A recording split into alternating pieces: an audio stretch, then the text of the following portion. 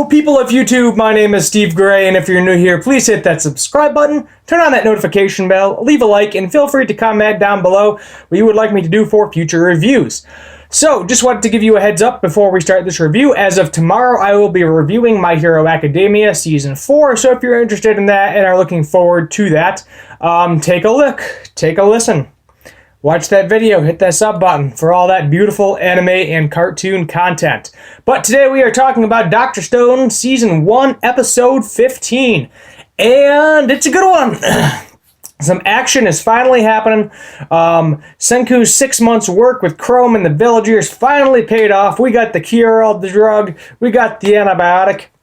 And we learn that Ruri actually has lymphoma, which basically means that there is some sort of a liquid in inflamed lungs.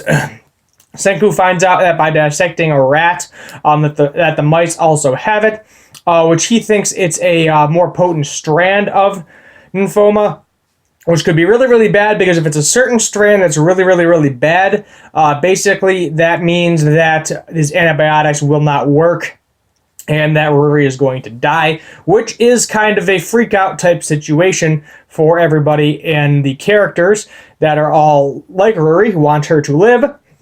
Kohaku, obviously, because obviously he's going to lose a lot of people if this does not work, if something happens. What we learn, though, after he does finally make the antibiotic and give it to Ruri, one of the effects of it is it actually kind of makes it worse before it makes it better. I know that sounds weird, but apparently that is how it works. And Senku is basically, his neck is getting grabbed onto by Ruri's father. I'm already gonna butcher his name and forget it. Kokayu. And he's like, great, you did this friggin' crazy sorcery nonsense, and now she's getting worse and gonna die. What the heck is wrong with you? I'm gonna kill you. And then we actually end up finding out that Kohaku, Genro, Kenro, Sukai, basically everybody that he's got, Chrome, everybody that he currently has in his kingdom of science, even Kaseki, the old man, we learn that they all trust him and they all think that this is going to work. And it does. It works. Ruri is saved. Everybody is happy about it. And at the end of it, we find out that Ruri somehow knows Senku's last name, because obviously the village is called the Isagami Village. And I actually completely forgot about that, because that is the same name of Senku, which is really, really convenient and really weird. So 9 out of 10, there's some sort of maybe ancestry going on there. Maybe a cousin or somebody else, who knows, not really sure what's going on with that, but who knows.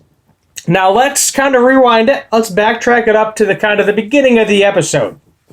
So, Chrome is currently on the ground from his battle with Magma. He got beat up pretty good, but he is still currently conscious. And then we have Genro versus Senku. And now everybody's probably thinking, oh, it doesn't matter which one of them win, who cares, blah, blah, blah, blah, blah. But Genro asks Ruri, like, if she actually likes Chrome, whatever. And she's, like, kind of blushing about it, but she's like, oh, no, as the priestess, I just have to marry anybody who wins. It doesn't matter who I marry. So Genro gets the idea in his head that he can be the chief of the village, and all hell breaks loose. Genro is like, oh, I'm going to get a harem going. I'm going to have all the ladies, all the biatches, and I am going to rule this village. And literally every single villager is like, anybody but him. For the love of God, anybody but Genro. And fighting-wise, with normal tactics, Senku is not stronger than Genro. Genro has been training with Kohaku. Senku has been working on the antibiotics, so he hasn't been training at all. And Genro clearly has the advantage. However, Chrome rolls the science eyes, the science melon, out to Senku. He anchors his giant stick thingy and gets him right where the sun don't shine, right in his gonads, and wins. And Genro is out for the count. No more scumminess. And now we're thinking, oh, Ruri's got to think for Chrome. Senku's going to let Chrome win. He's going to be the chief, no problem there. But we get 180 and we get sucker punched right in the freaking jaw. Chrome is so exhausted from fighting Magma, he's just out. He is done. And then you got the judge, Jasper, who's really hoping Chrome gets back up because at least he's a villager. But no. Chrome does not get back up. He is done. And then Jasper, being the decent referee that he is, declares Senku the winner. And Senku becomes the chief of the village. What is going on, guys? What? I mean, in the end, it doesn't really matter because now Senku has full control over the village. He is the village's chief, and his kingdom of science has grown even farther. He is now allowed in the village whenever he wants to be. Gen also is in this episode yet again. He is trying to get his cola, and Gen does get his cola in this episode, which is pretty cool. Near the end of it, he's like, yes, because for part of the antibiotic, Senku needs to make carbonated water, which also is used in soda, as we know, combined with a few other ingredients, and you got yourself a nice bottle of cola.